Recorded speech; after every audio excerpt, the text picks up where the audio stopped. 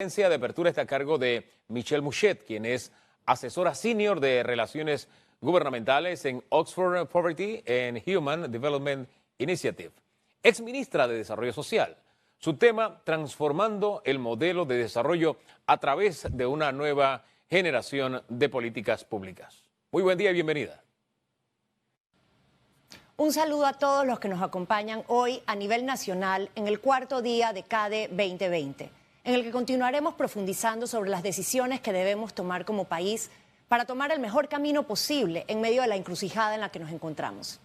Antes de dar inicio a la conferencia del día de hoy, quiero agradecer sinceramente a PEDE y de modo muy especial a su presidenta, Mercedes Eleta, por honrarme con la oportunidad de reflexionar junto a todos ustedes sobre las decisiones de política pública que necesitamos tomar como país para transformar la profunda y dolorosa crisis que estamos atravesando en una oportunidad que nos permita avanzar hacia un modelo de desarrollo más resiliente, más inclusivo y sostenible.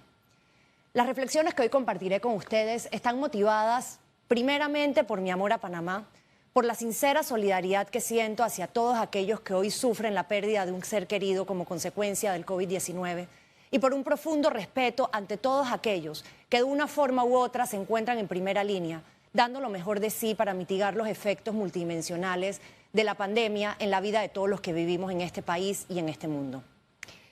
Como ustedes habrán podido notar en el transcurso de los días anteriores, el título de este CADE plantea de salida una reflexión de tremenda profundidad, y es: en la encrucijada que nos encontramos, ¿queremos recuperar o queremos reconstruir nuestra realidad? Esa reflexión que a lo largo de los días anteriores ha sido abordada desde la perspectiva económica, desde la perspectiva productiva y laboral, hoy la abordaremos desde la generación de políticas públicas necesarias para transformar nuestro modelo de desarrollo, entendiendo que a pesar de que los temas han sido divididos a lo largo de los días, esto debe ser visto en todo momento como un todo, de una manera sistémica, no como dimensiones separadas. El contenido de la intervención del día de hoy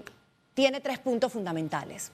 Primero, lo que la pandemia puso en evidencia, esas lecciones de política pública que debemos reconocer antes de poder plantearnos hacia dónde queremos ir como país. La pregunta, ¿recuperar o reconstruir? ¿Cómo transformamos esta crisis en oportunidad desde las decisiones de política pública que debemos tomar como país? Y finalmente, ¿cuáles son esa nueva generación de políticas o las políticas públicas 2.0 que nos permitirán darle forma a una realidad más resiliente, más inclusiva y más sostenible para todos los que habitamos en este país? Iniciamos con lo que la pandemia puso en evidencia. Si bien la pandemia ha generado grandes problemas, más que los problemas que ha generado en sí misma, lo que ha hecho es desnudar las fallas de nuestro sistema, es poner en evidencia esos problemas que ya estaban latentes, que sentíamos unos con mayor profundidad que otros, pero que tal vez no estaban recibiendo la atención que debían atender. Son precisamente esos mismos problemas los que nos hacen especialmente vulnerables ante la crisis y los que nos pueden llevar a la conclusión de decir que nuestro modelo de desarrollo y nuestro modelo económico vigente, tanto en Panamá como a nivel mundial, no es resiliente, no tiene la capacidad de afrontar una crisis sin verse profundamente afectado en todas las dimensiones del bienestar que son relevantes para el desarrollo. Entonces, a continuación vamos a abordar 10 de esas tantas lecciones de política pública que la pandemia nos está dejando, reflexionando sobre cuáles son esos cambios que debemos dar para entonces transformar nuestro modelo de desarrollo. Y comenzamos con la primera, y el hecho de que resumamos 10 no quiere decir que son 10, son muchísimas más. Aquí estamos abordando 10 que consideramos son cruciales para el momento que atraviesa nuestro país, 10 que nos pueden ayudar a dar luz a esa nueva hoja de ruta que debemos consensuar. La primera, creo que no queda duda que vivimos en un mundo interconectado. Interconectado quiere decir que un virus cuya primera aparición se documenta a 15.000 kilómetros de distancia tiene hoy nuestra sociedad, nuestra economía paralizada prácticamente por completo como consecuencia del mismo.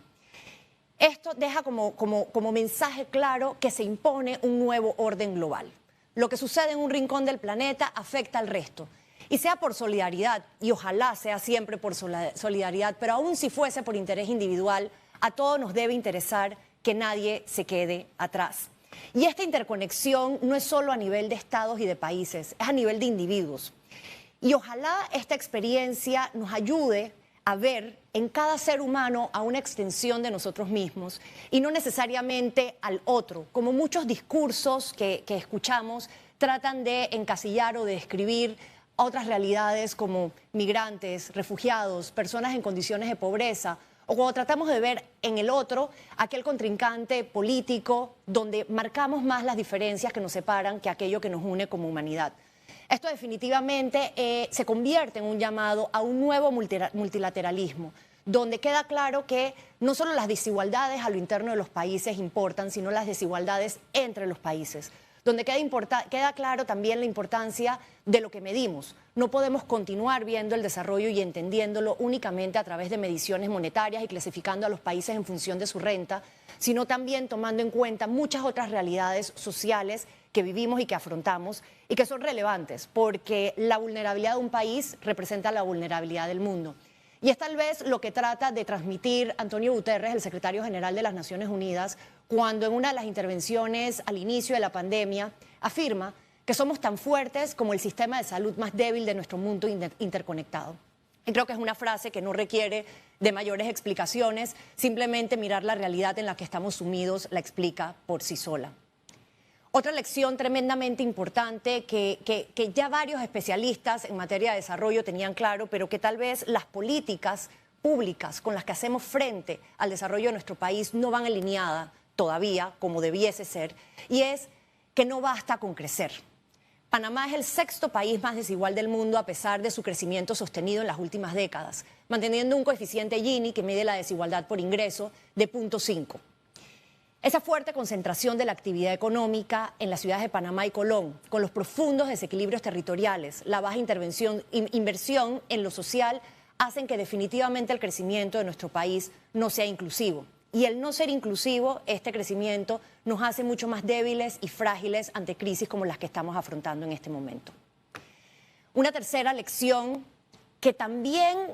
surge en las reflexiones, pero que tal vez no habíamos tenido la oportunidad de sentir de la manera en la que la estamos sintiendo en este momento, es que la desigualdad, que no solo es desigualdad en función de ingresos, nos afecta a todos.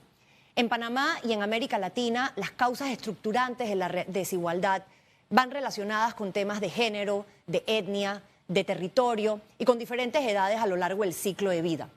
Y son realidades que no han podido ser abordadas exitosamente desde las políticas públicas. Eso hace que el día de hoy las medidas de confinamiento sean un lujo que no todos puedan darse. Y lo que afecta no solo la capacidad de quienes no pueden cumplir con las medidas de protegerse contra el virus, sino que nos afecta absolutamente a todos y afecta la capacidad que tiene todo el país de mitigar la propagación del COVID. Entonces, nuevamente, y volviendo a la reflexión inicial, si no es por solidaridad, que debería ser la razón suficientemente poderosa para que miremos a las desigualdades como algo que vulnera y lacera la dignidad humana, por individualismo e incluso por egoísmo es algo que también debería importarnos, porque definitivamente nos afecta a todos y eso ha quedado en evidencia durante la crisis que estamos experimentando. Otro tema que ha quedado en clara evidencia es la brecha digital y lo mucho que impacta las posibilidades del desarrollo.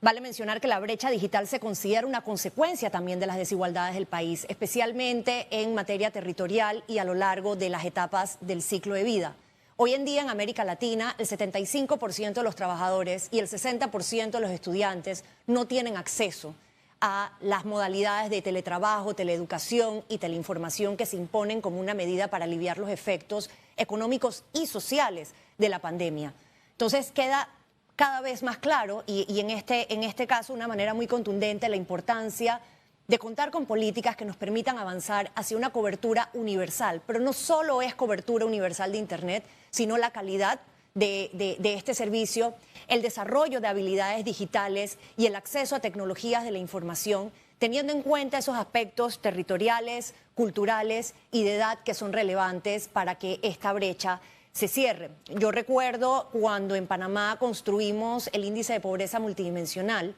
existió mucha discusión en cuanto a incluir la brecha digital como uno de los indicadores, dándole un peso casi igual que a otros indicadores como acceso a salud y a educación. Y creo que la razón de haberlo incluido lastimosamente queda en evidencia en medio de esta pandemia, donde precisamente esa brecha digital impide que muchos trabajadores puedan conservar un ingreso o que impide a muchos de nuestros estudiantes poder continuar con sus estudios, afectando nuevamente a todo el país. Creo que también queda muy claro durante como los efectos de la pandemia que el bienestar es multidimensional. El bienestar no depende única y exclusivamente del ingreso o de alguno de los aspectos del bienestar, sino que incide simultáneamente en muchos aspectos al mismo tiempo. 7.777 personas panameños viven en condiciones de pobreza multidimensional, con una intensidad del 42.4%. Esto quiere decir que de esos 777.000 panameños, la mayoría están privados al mismo tiempo, al menos en 7 dimensiones de su bienestar. Esto quiere decir que pueden estar privados simultáneamente en acceso a educación, salud, trabajo, condiciones de vivienda o servicios básicos.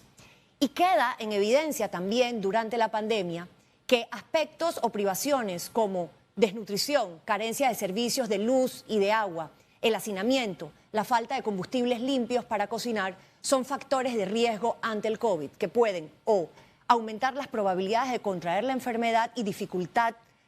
la capacidad de familias y de personas de cumplir con las medidas de confinamiento, pero también son factores de riesgo que pueden hacer que los efectos de la enfermedad avancen y tengan un efecto mucho mayor en estas personas. Entonces, y en cada uno de nosotros. Definitivamente el abordaje del bienestar desde una perspectiva multidimensional es clave desde las políticas públicas. Y entre estas dimensiones, otra que tal vez ha estado un poco invisibilizada a pesar de esfuerzos de personas a quienes respeto muchísimo, que han estado tratando de visibilizar la importancia de prestar atención a la salud mental, de contar con protocolos de atención. En este momento también queda en evidencia lo delicada y lo frágiles que somos ante situaciones de crisis. El estrés, el dolor por la pérdida de algún ser querido, las medidas de confinamiento, la incertidumbre sobre la situación económica de la mayoría de los hogares de este país genera afectaciones profundas en la salud mental. Y eso lo hemos reflejado tanto a nivel nacional como a nivel global en el incremento de las muertes por suicidio y de los casos por ansiedad, por depresión, por insomnio, que nos están afectando a todos. Y los especialistas y la Organización Mundial de la Salud hacen un llamado importante a prestar atención a esta dimensión del bienestar y de la salud, entendiendo que el estrés postraumático, el efecto post-crisis que puede haber, puede ser incluso superior al que estamos viviendo en estos momentos. Entonces, un claro llamado a priorizar la atención a la salud mental desde las políticas públicas, entendiendo que es una dimensión fundamental del bienestar. Niños, niñas y adolescentes son más vulnerables a los efectos de la crisis. Ya sabíamos y es conocido que niños, niñas y adolescentes sufren de privaciones distintas a las que sufrimos los adultos y que estas tienen efectos mucho más profundos y a veces duraderos en sus vidas y en su desarrollo. Esas privaciones se están viendo magnificadas e intensificadas como consecuencia de la pandemia y de las medidas de confinamiento, el cierre de escuelas, lo que puede provocar un aumento importante en la deserción escolar, en la desnutrición, sobre todo de aquellos niños cuya principal fuente de alimentos dependía de aquellos programas de alimentación escolar, incrementos en el trabajo infantil, que Panamá había mantenido una reducción significativa, se ven en riesgo en este momento, incrementos de violencia doméstica y afectaciones en la salud mental de niños, niñas y adolescentes. Esto quiere decir que nuestros niños y niñas requieren de una respuesta de política pública tanto ante la crisis como posterior a la crisis de una manera diferenciada y focalizada. La crisis también nos deja en evidencia que existe una desigual distribución del trabajo de cuidados. Más del 75% o más de 2/3 del trabajo doméstico y de cuidados no remunerados recae sobre mujeres, por diferentes razones históricas y culturales. Y esto se está viendo agravado por el cierre de los centros de atención integral a la primera infancia, los cierres de escuela, que están incrementando la carga de cuidados y esto a su vez está dificultando la reinserción laboral de las mujeres, especialmente aquellas jefas de hogar que representan más del 30% de los hogares panameños.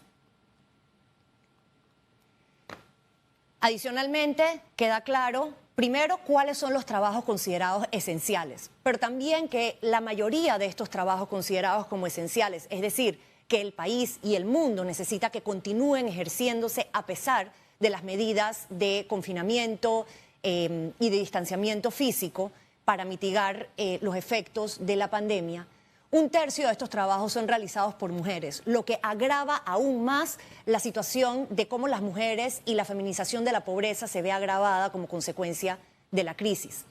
Y el reto que tenemos como mundo, como sociedad y como país es transformar los aplausos, los reconocimientos que hacemos al personal de la salud, policías, agricultores, dedicados a hacer las entregas a domicilios, las personas encargadas del cuidado de niños, adultos mayores, traducir esos aplausos en políticas públicas que les garanticen un ingreso digno y que sean cónsonas con el valor del trabajo que ellos realizan en el beneficio de toda la sociedad.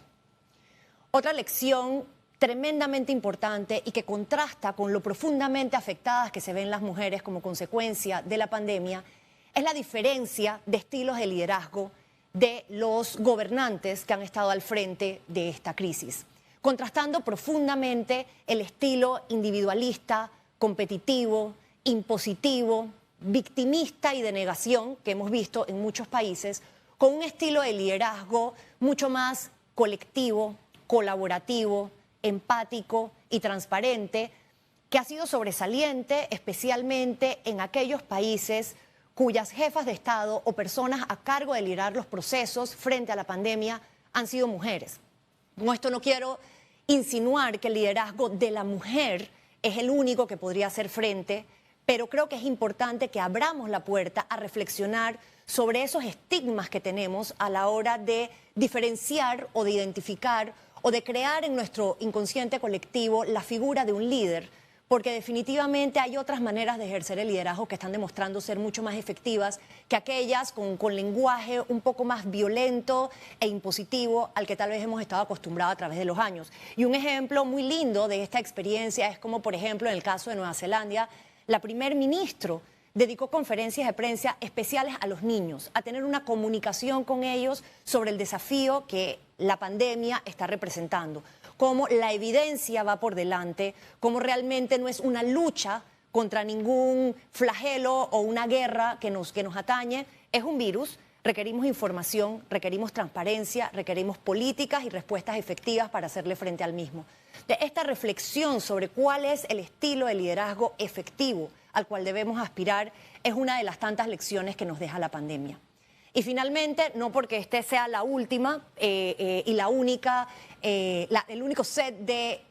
lecciones que nos deja la pandemia, pero sí para efectos de esta presentación, incluimos cómo queda claro que la corrupción, que muchas veces vemos y sentimos como algo lejano, como algo que sucede entre otros y en otras esferas, y la débil institucionalidad sí es algo que definitivamente nos afecta a todos y es algo que también es producto de las desigualdades a lo interno de nuestros países. Y cito las palabras de Delia Ferreira de Transparencia Internacional, quien nos dice: una emergencia no es un cheque en blanco para decidir cualquier cosa. Las medidas de emergencia deben respetar el imperio de la ley, las libertades y los derechos fundamentales. Entonces, creo que es un momento importante para reflexionar también sobre la fortaleza y sobre la debilidad de nuestras instituciones y ponerlo en el centro de la discusión como una de las prioridades sin las cuales ninguna de las medidas de política que podamos adoptar van a ser lo efectiva que necesitamos en nuestro país y en el mundo.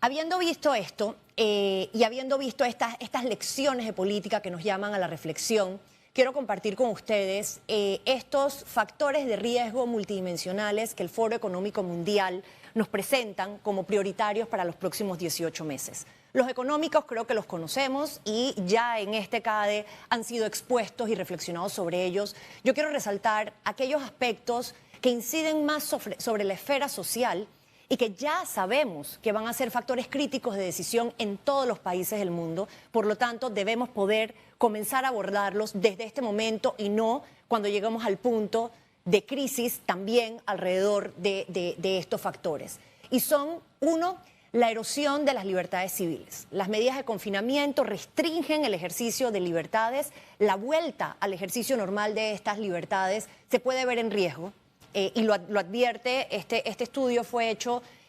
a través de la experiencia de más de 400 especialistas alrededor del mundo. Creo que vale la pena poner atención sobre el mismo. Afectaciones en salud mental, ya nos referimos a ello. Se considera que puede ser una afectación importante durante y post pandemia.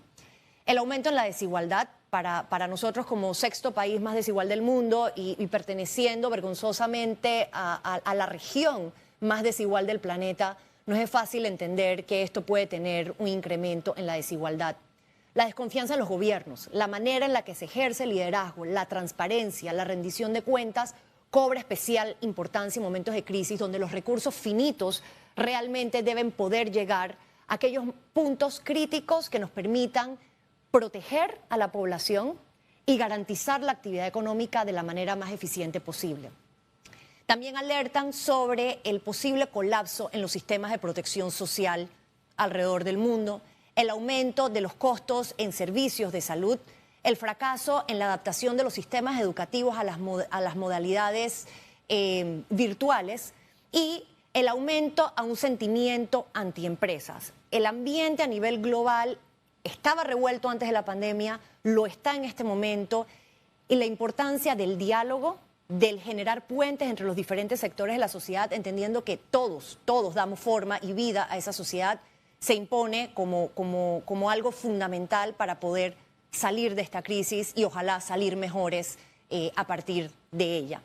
Las cifras económicas para Panamá y América Latina las conocemos según el estudio más reciente de CEPAL, que adapta los pronósticos que ya eran cero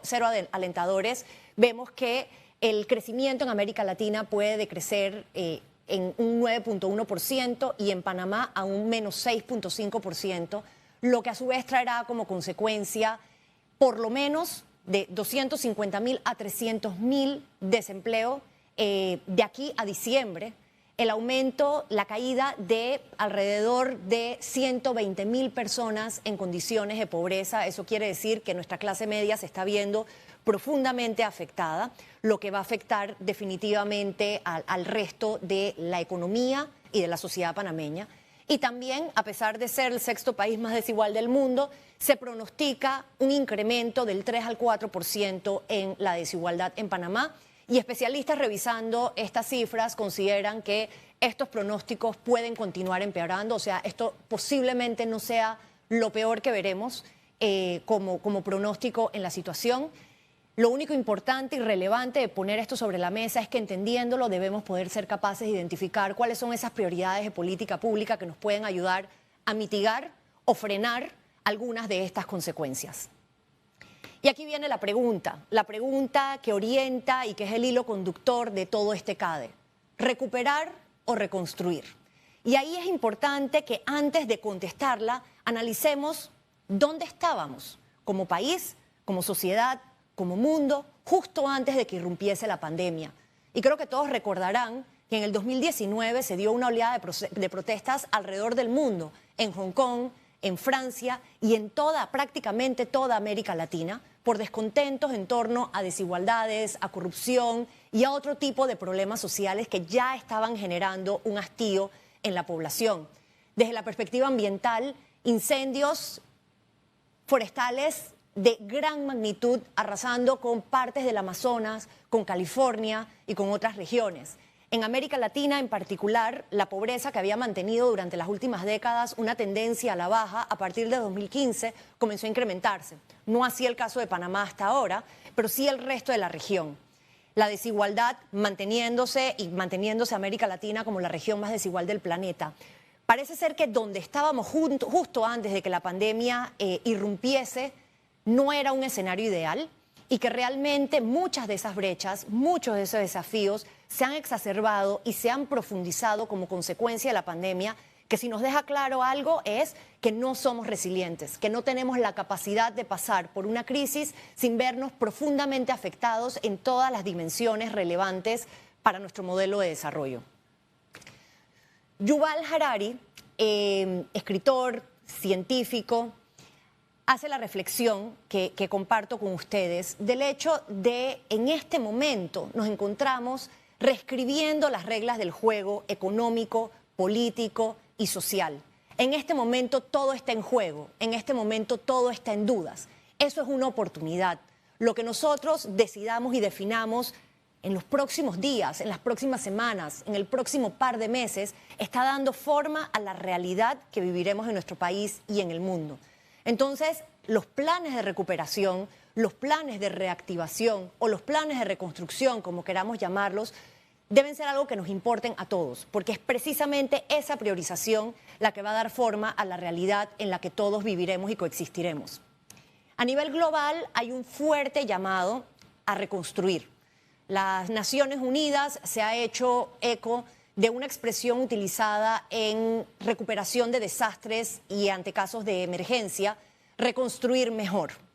Estamos llamados no solo a reconstruir y reponernos de la crisis, sino a aprovechar la crisis como una oportunidad para reconstruir, para abordar esas fallas en nuestro sistema que nos permitan dar forma a una mejor sociedad.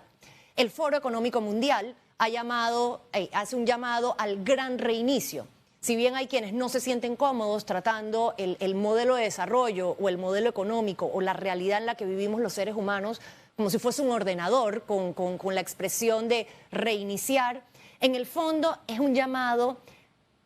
a abordar esas fallas estructurales en nuestro sistema y no contentarnos con hacer frente a la pandemia nada más, sino revisar por qué somos tan frágiles y cómo podemos reconstruirnos de una mejor manera. El Foro Monetario Internacional, el Banco Mundial y todos los organismos internacionales ya hacen referencia a que el mundo cambió, a que el mundo se ha transformado. Y va a depender de esas políticas, de esas decisiones, de ese nuevo multilateralismo que seamos capaces de generar en medio de la crisis, si esa transformación puede concluir siendo una transformación para bien o si terminaremos mucho peor de lo que estábamos en el momento en que inició la pandemia.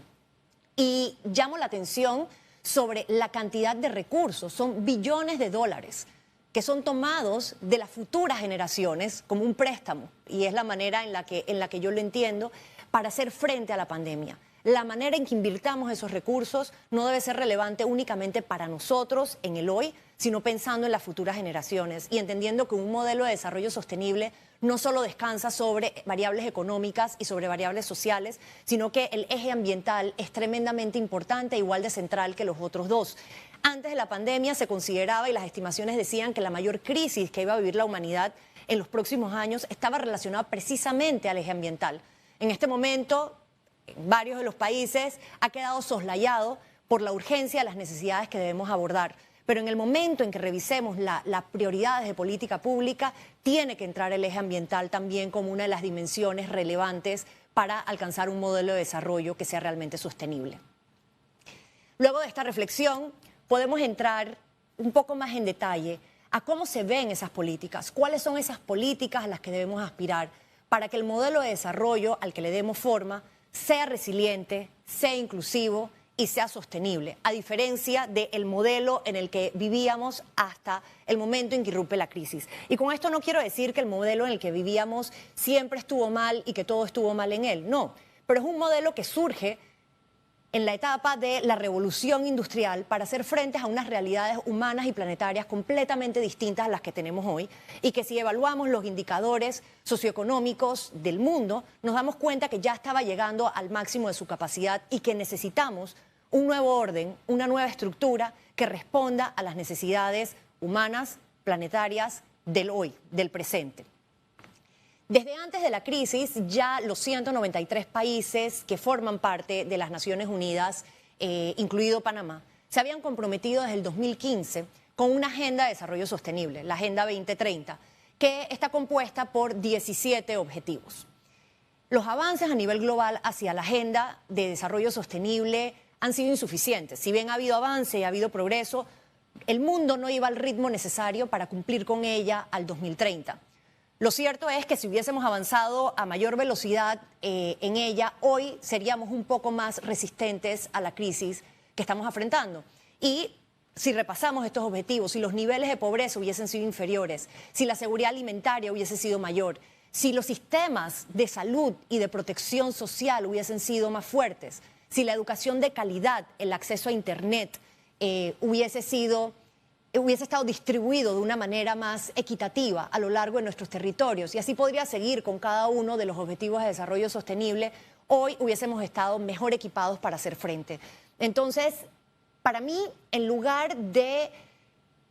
insinuar que la crisis pone en riesgo el cumplimiento de la Agenda 2030, yo quisiera hacer la invitación a rescatarla como esa gran hoja de ruta que compartimos como mundo para alcanzar un modelo de desarrollo que sea sostenible, que sea resiliente y que sea inclusivo. Ustedes sabrán que cada uno de estos objetivos está compuesto de una serie de metas, de una serie de indicadores, en torno a lo cual Panamá ha tenido importantes avances en su estructuración, pero es importante volverlo a poner al centro de la discusión como una prioridad para poder orientar políticas públicas que respeten y descansen en todas las dimensiones que son relevantes para el desarrollo. Y estas no son todas, pero es importante que entendamos que no basta con crecer, que no son solo indicadores económicos los relevantes, poner las personas al centro del desarrollo, entender la importancia de la dimensión ambiental, entender la importancia de contar con instituciones sólidas que den forma y que puedan ejecutar estas políticas. Y, por supuesto, subrayar con gran énfasis la importancia de las alianzas. Un modelo de desarrollo no lo construyen gobiernos únicamente. Un modelo de desarrollo requiere del concierto y de la participación activa de todos los sectores de la sociedad y de todos los ciudadanos. El programa de las Naciones Unidas para el Desarrollo, analizando a profundidad la crisis y haciendo recomendaciones y muy conscientes de lo que plantea la Agenda 2030, nos presenta estas sendas hacia la recuperación. Ellos priorizan 7 ejes que son fundamentales tener en cuenta, no solo en la recuperación, sino a partir del momento en que exista una vacuna y que ponga un freno a la pandemia para poder recuperar la situación, la gravedad de la situación en la que nos encontramos. Y el primer punto es un llamado a un nuevo contrato social, a revisar las bases de nuestro sistema. Un contrato social no lo diseña un gobierno únicamente. Un contrato social requiere de diálogo, requiere de participación, requiere de escuchar todas las voces a lo interno de la sociedad panameña para redefinir cuáles son esas prioridades a las que queremos avanzar.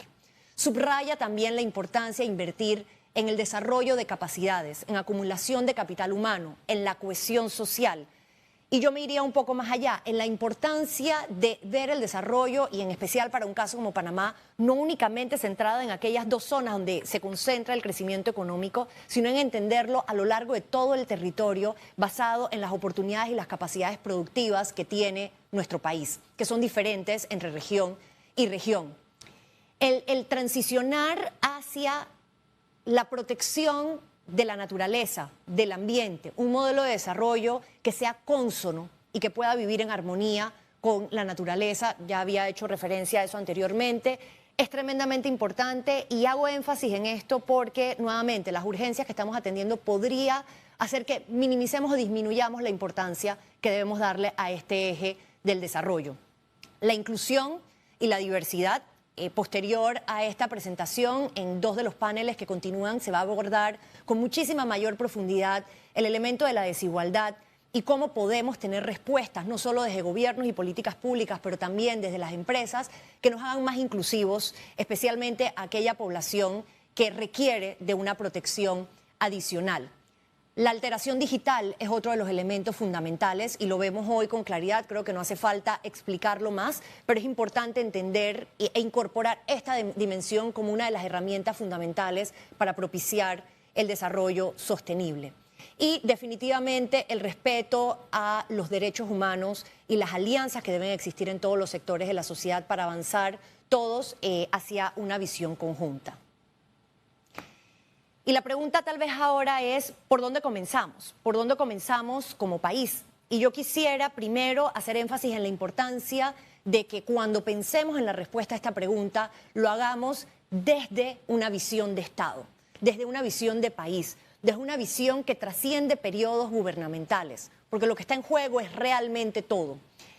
Y esto requiere planificación. Y lo que nos hace también en parte vulnerables a esto es tal vez la débil planificación, continuidad y sostenibilidad que ha existido a lo largo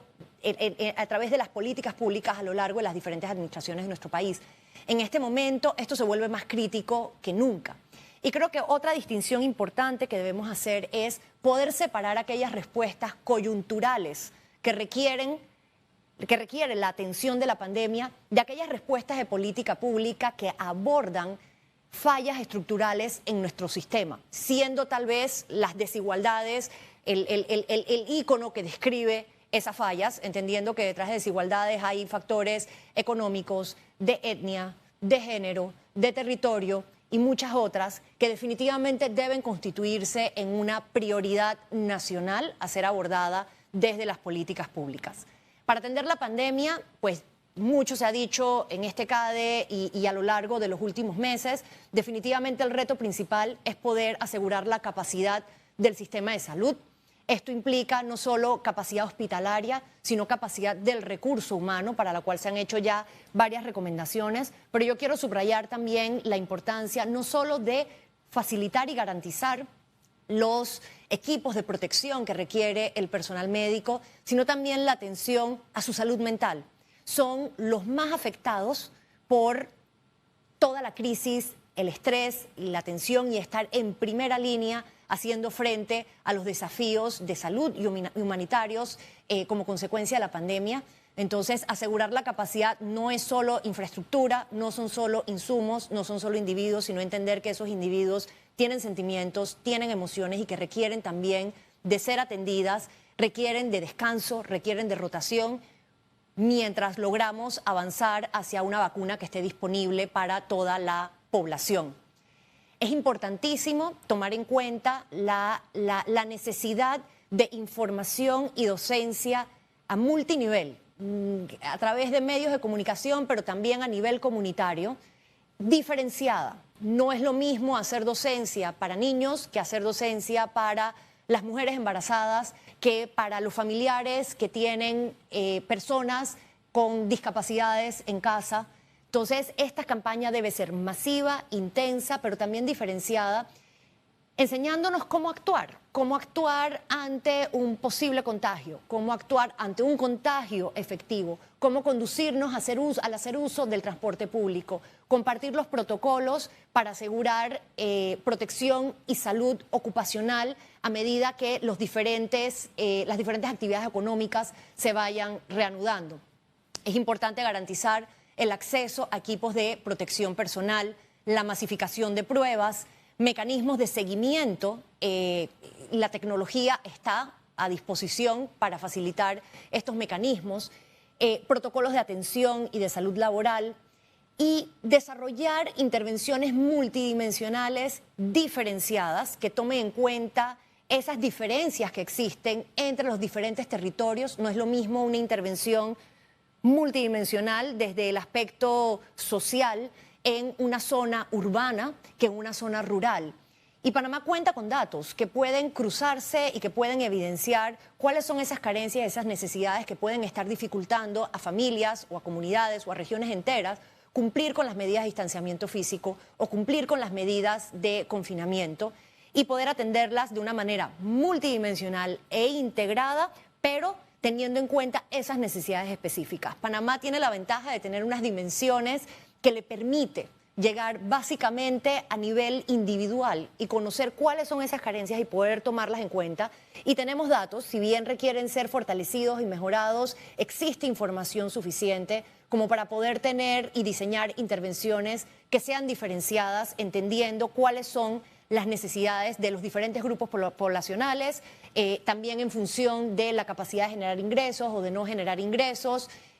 hacinamiento, acceso a servicios de salud, medicamentos y todas esas dimensiones del bienestar que coexisten y que debemos tomar en cuenta. Entonces, subrayo la importancia de que las intervenciones sean multidimensionales, pero que también sean diferenciadas,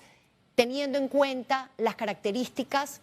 las especificidades de cada territorio, de cada región y ojalá de cada familia.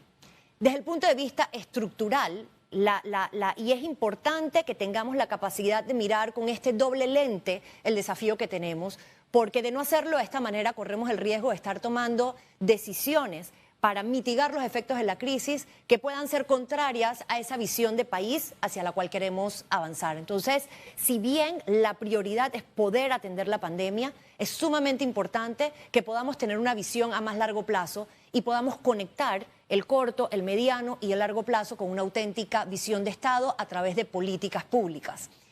Para poder abordar estos desafíos estructurales es fundamental que fortalezcamos nuestras instituciones en todo sentido. Y en este caso en particular subrayo la importancia de fortalecer la institucionalidad social en nuestro país y la capacidad de generar política, de monitorear política y de articular estas políticas entre las distintas instituciones y sectores que son relevantes.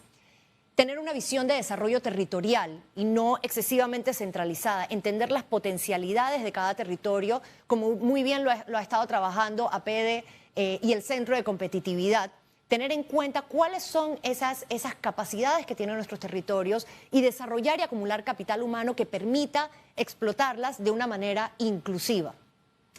Es importante también definitivamente avanzar hacia la provisión de infraestructura y servicios de calidad a nivel nacional. En este momento, la carencia de agua potable, por ejemplo, es una de las causas principales que dificultan a muchos hogares a cumplir con las medidas de prevención de contagio. La falta de acceso a energía eléctrica, por ejemplo, impide que un hogar tenga dónde conservar sus alimentos. Entonces, el garantizar servicios y infraestructura de calidad es fundamental si nosotros queremos avanzar hacia el cierre de esas brechas que tenemos pendiente como país. Y definitivamente fortalecer y dar forma a un sistema de protección social que sea universal, o sea, que nos proteja a todos los panameños y a todos los que vivimos en este territorio, pero sensible a las diferencias y a las necesidades de cada grupo poblacional y de cada territorio es fundamental. Y como parte de este sistema de protección social, yo me atrevería a recomendar la consideración de avanzar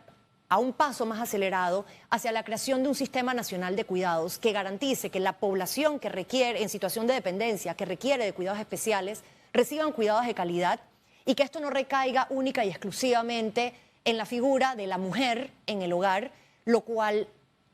inhibe la capacidad del país de recuperarse también de la crisis económica, entendiendo que las mujeres representamos el 50% de la población y que nuestra productividad incide directamente en la productividad del país. Y otra recomendación importante, construyendo sobre el hecho de que esta transformación del modelo de desarrollo no puede lograrse únicamente desde lo público, precisamente por las debilidades y las insuficiencias de recursos que pueden existir en nuestras instituciones, y mientras esto se fortalece y se resuelve, debemos crear un ecosistema público-privado, multisectorial, que permita promover la innovación social y mecanismos innovadores de financiamiento para el desarrollo.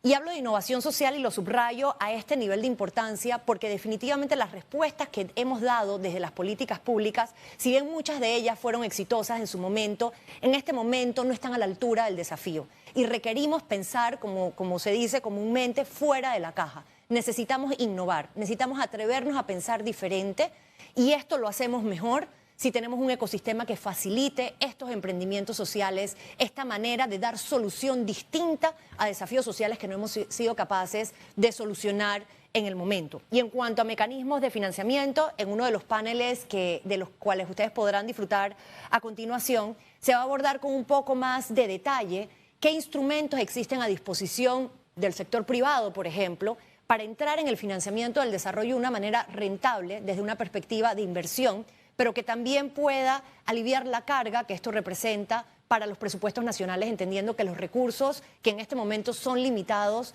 pues deben ser invertidos de la manera más inteligente, pero al mismo tiempo entendiendo que el sector privado también puede tener una contribución, como de hecho la ha tenido, muy grande en dar forma a un desarrollo que sea mucho más inclusivo que el que hemos tenido hasta el momento. Todo lo anterior, toda la reflexión respecto a las políticas públicas a las cuales debemos aspirar, pasa por lo menos por estos 6 componentes que les comparto, que son medios, pero son medios indispensables para que todo lo demás haga medianamente sentido. Lo primero, se requiere de una efectiva articulación interinstitucional. Cuando hablamos de que el desarrollo es multidimensional, de que la pobreza es multidimensional, de que los efectos de la crisis son multidimensionales, estamos implícitamente diciendo que requerimos de políticas multidimensionales. Estas políticas, desde su construcción, requieren del concierto y de la visión de las diferentes dimensiones del bienestar que estamos considerando y deben ser implementadas de esa misma manera. Entonces, yo haría un llamado como parte del fortalecimiento institucional a dar especial atención a espacios interinstitucionales como el Gabinete Social y activar el Gabinete Social inmediatamente. Esto no es un proceso que debe esperar a la reconstrucción pospandemia. Es necesario en este momento más que nunca habilitarlo no solo para que tenga la capacidad de articular a nivel nacional, sino activando gabinetes sociales provinciales, comarcales, que permitan esa articulación de las políticas, de las intervenciones sociales, del paquete de servicios institucionales en el territorio y ojalá propiciar alianzas con otros sectores de la sociedad para avanzar a un mayor ritmo en la atención de las necesidades y en la recuperación ante los efectos de la crisis. Es vital contar con datos desagregados e integrados. En este momento, Panamá podría avanzar haciendo, y posiblemente se esté haciendo, no ha sido comunicado, pero en el caso de que no, creo que es muy importante que tomemos en cuenta la información existente en este momento. El Ministerio de Desarrollo Social, el Ministerio de Salud, la Caja del Seguro Social, el Tribunal Electoral, son instituciones que cuentan con una gran riqueza de data que puede ser cruzada para poder diseñar intervenciones de política que vayan dirigidas a atender los efectos de la pandemia y posteriormente pues atender los desafíos sociales que tenemos pendientes. Y también podemos considerar la adopción de métodos innovadores para recolección de datos utilizando la telefonía celular u otros mecanismos que pueden ayudarnos a tener data de calidad actualizada en este momento, mientras a mediano y largo plazo avanzamos hacia la consolidación de un sistema nacional de información. Descentralización y gobernanza efectiva. Tenemos que ver el desarrollo a lo largo de todo el territorio, desarrollando las capacidades a nivel local para que éste pueda ser distribuido de una manera mucho más igualitaria que como lo hemos venido haciendo. Gestión por resultados, políticas basadas en la evidencia, meritocracia, desarrollo de competencias es fundamental. Visión de Estado, a la que ya nos referimos inicialmente, también resulta indispensable para poder salir de esta crisis, no solo salir de ella, sino dar forma a una mejor realidad para todos. Y finalmente, subrayar la importancia del diálogo, de la participación y de las alianzas multisectoriales para dar forma a esta realidad y para articular esfuerzos en torno a objetivos de país, a objetivos comunes entre todos los sectores de la sociedad.